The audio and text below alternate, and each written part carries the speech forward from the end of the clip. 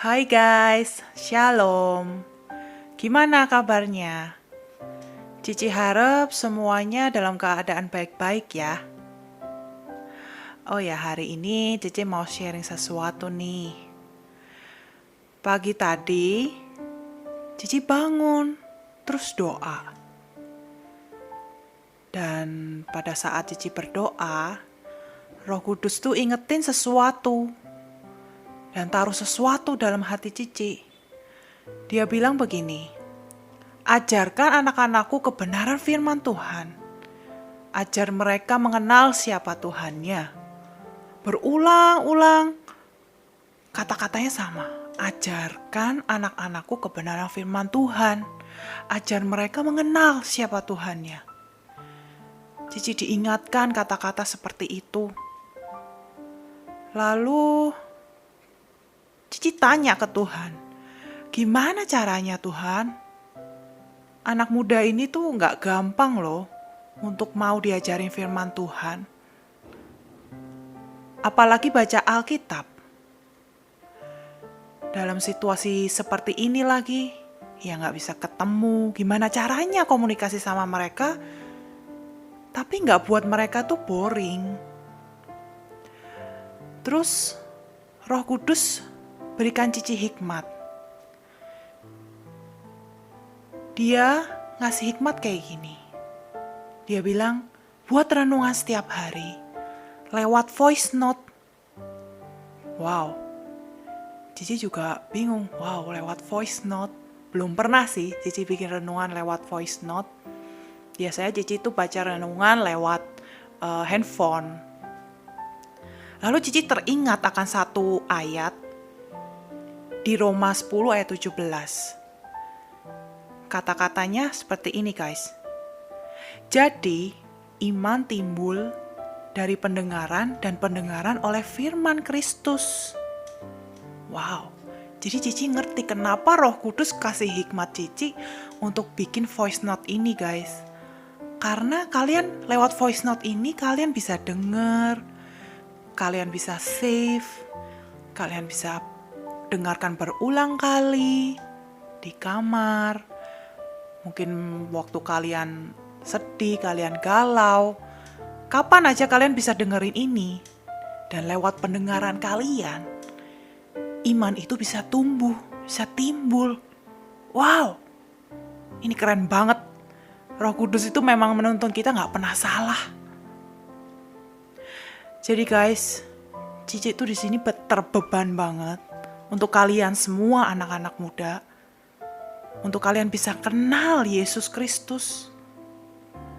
Dan lewat media ini, Cici harap kalian bisa sama-sama tumbuh setiap hari. Dan boleh juga kalian kalau mau share ke teman-teman kalian, biar kabar baik ini tuh bisa terdengar oleh teman-teman kalian yang lain gitu. Ya kan? Sisipinlah kalian renungin, sediakan waktu sebentar aja untuk merenungkan hal-hal yang akan Cici ajarkan ini gitu. Dan satu lagi Cici tanya kepada Tuhan, hal apa yang pertama akan saya ajarkan Tuhan kepada anak-anak ini. Dan lagi-lagi dia ngasih ayat yang luar biasa banget. Dari Efesus 4 ayat 14 sampai 15. Kata-katanya kayak gini. Sehingga kita bukan lagi anak-anak yang diombang-ambingkan oleh rupa-rupa angin pengajaran, oleh permainan palsu manusia dalam kelicikan mereka yang menyesatkan. Tetapi dengan teguh berpegang kepada kebenaran, di dalam kasih kita bertumbuh di dalam segala hal ke arah Dia, Kristus, yang adalah kepala. Oke. Kalian pasti bingung ya, apa ya maksud dari ayat ini? Sebelum Cici jelasin lebih dalam lagi, mari kita berdoa bersama-sama sebelum kita masuk ke dalam renungan. Yuk. Tuhan Yesus yang baik, Kami bersyukur buat segala berkat-Mu hari ini. Kami bisa bangun tidur dengan tubuh yang sehat dan ada damai sejahtera di hati kami. Kami sebentar akan belajar firman-Mu. Kami buka hati kami untuk diisi dengan benih-benih firman-Mu. Roh Kudus bimbing kami agar dapat mengerti dan semakin mengenal Tuhan kami. Dalam nama Yesus Kristus, haleluya, amin. Oke guys, kita mulai yuk. Nah, akhir-akhir ini Cici itu suka banget lihat tanaman, pohon, pokoknya yang berbau hijau-hijau gitu deh. Kaktus gitu, tanaman-tanaman. Nah sekarang, coba deh kalian lihat pohon. Bisa lewat jendela kamar kalian, keluar rumah, atau kalau enggak, googling aja. Pokoknya kalian harus lihat pohon. Oke? Nah, kalau udah ketemu, setiap pohon yang kalian lihat itu pasti punya beberapa dahan kan, cabang gitu, cabang pohon, dan satu batang yang kuat. Nah, dahan itu coba kalian perhatikan. Kalau ada angin lewat, dahan itu pasti goyang-goyang kan. Dia gerak naik, turun, ke kiri, ke kanan, sesuai sama arah angin yang berhembus itu. Apalagi kalau ada angin kenceng ya, wah gak karuan, bisa jadi dia patah kalau gak kuat. Coba perhatiin batangnya sekarang, batang pohonnya. Nah, apakah dia bergerak ketika ada angin yang berhembus? Pasti enggak ya guys. Dia tetap teguh kan pada posisinya yang semula itu. Karena apa? Dia punya bentuk yang kuat, yang kokoh, ya kan? Batang yang tebal dan berakar dalam sekali ke dalam tanah. Jadi dia nggak bakalan goyang ketika ada angin, juga dia nggak bakalan patah. Nah, sama seperti itulah guys. Jika kita gak punya dasar yang kuat akan pengenalan akan Yesus Kristus, kita tuh kayak dahan yang tadi yang mudah diombang-ambingkan sama angin. Kalau kita gak nempel di pusat yang benar. Pusat yang benar itu adalah Yesus Kristus. Jadi gini, ini menjelaskan di ayat yang tadi ya, di Efesus 4 ayat 14 sampai 15. Kalian bisa buka Alkitab kalian masing-masing ya. Jadi, jika ada ajaran-ajaran yang gak sesuai dengan Alkitab, kita tuh gampang sekali percaya. Atau seringkali Cici dapetin banyak teman-teman Cici yang seusia Cici nih masih bingung loh. Dan banyak pertanyaan soal kekristenan. Sekalipun mereka melayani di gereja loh. Misalnya, paling banyak nih teman-teman Cici tuh bilang, agama tuh semua sama aja. Ajarinnya juga kebaikan-kebaikan juga kan? Nah, terus ada lagi yang masih bingung nih, bilang kayak gini. Ajaran pendeta A bilang begini. Pendeta B bilang begitu. Gereja A harus begini.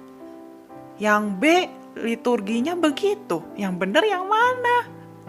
Nah guys, makanya always back to the Bible.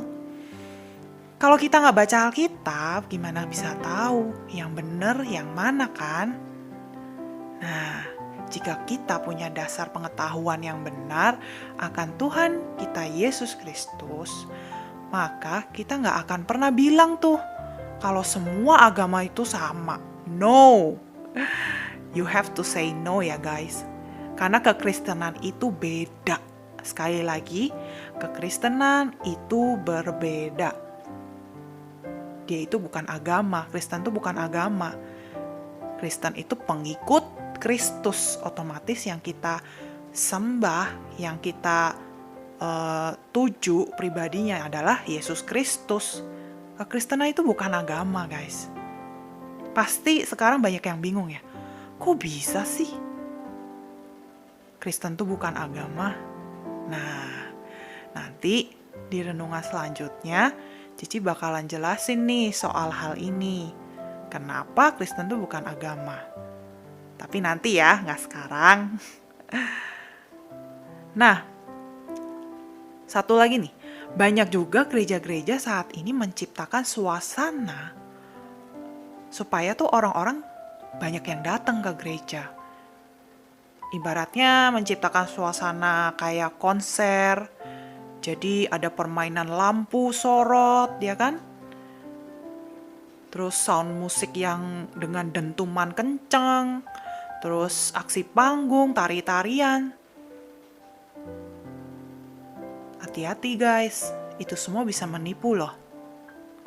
Memang, hal itu semua bisa mempengaruhi jiwa kita. Kita bisa aja di gereja itu jadi kayak lompat, terus joget-joget, ya kan? Memuji Tuhan, nangis.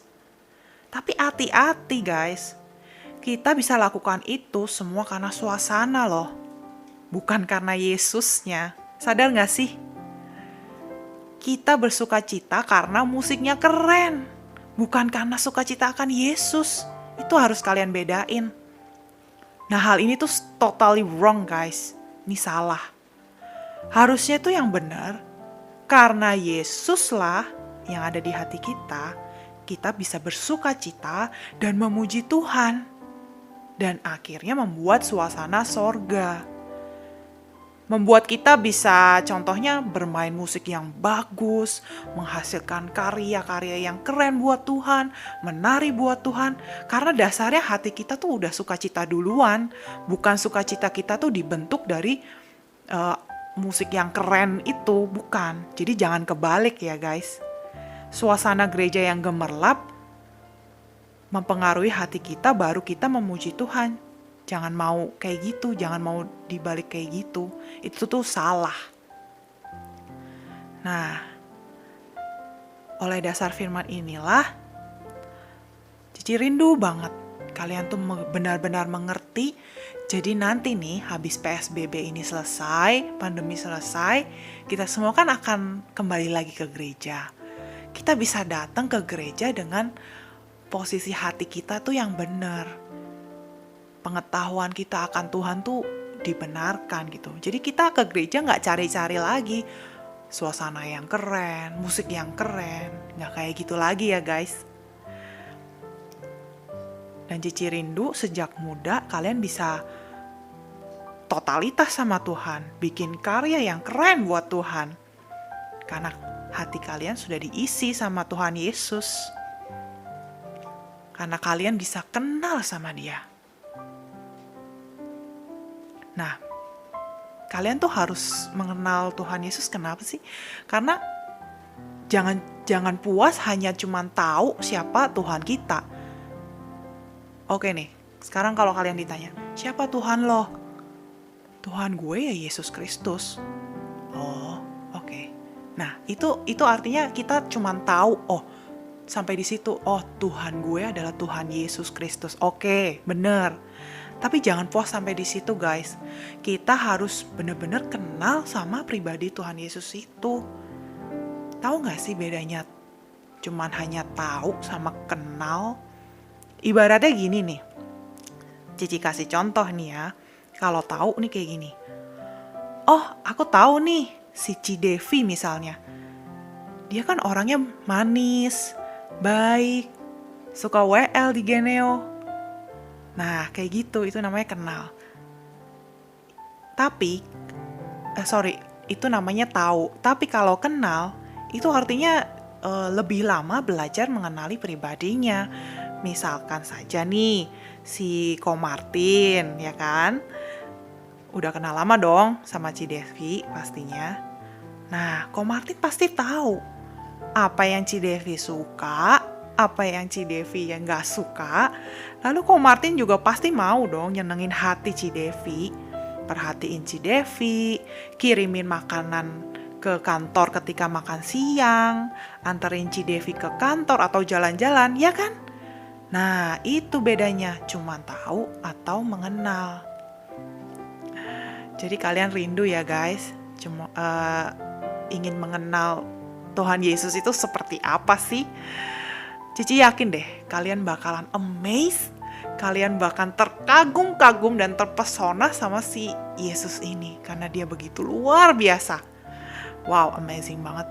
Cici gak tahan untuk ngasih tahu loh, ngajarin kalian tuh begini loh Yesus itu tuh so sweet banget. Jadi guys, mulai hari ini, besok dan seterusnya, kita sama-sama belajar yuk mengenal pribadi Yesus. Ya, Cici juga hari ini tuh belajar terus. Nah, pertanyaannya sampai kapan Ci kita belajar? Sampai seumur hidup. Sampai kita dipanggil pulang Bapa di sorga. Oke, cukup untuk renungan hari ini. Saatnya kita berdoa ya untuk menutupnya. Kalian boleh ikuti Cici berdoa. Tuhan Yesus, terima kasih untuk ajaran-Mu hari ini. Aku mau belajar mengenal-Mu ya Tuhan. Tuhanku Yesus Kristus. Sehingga aku gak mudah lagi diombang-ambingkan oleh dunia ini. Aku mau melekat kepadamu ya Tuhan. Roh Kudus, tuntun hidupku mulai saat ini dan seterusnya. Dalam nama Tuhan Yesus Kristus. Amin. Nah, sekian renungan hari ini. Kita lanjut besok ya. Dan jika ada hal yang kalian belum mengerti, kalian bisa private chat ke Cici. Jangan malu-malu atau ragu-ragu. Karena yang rugi kamu sendiri loh. Kamu bakal ketinggalan jauh. So, yuk kita sama-sama berlari di arena yang sama, ke tujuan yang sama. Tuhan Yesus memberkati kalian ya. Shalom.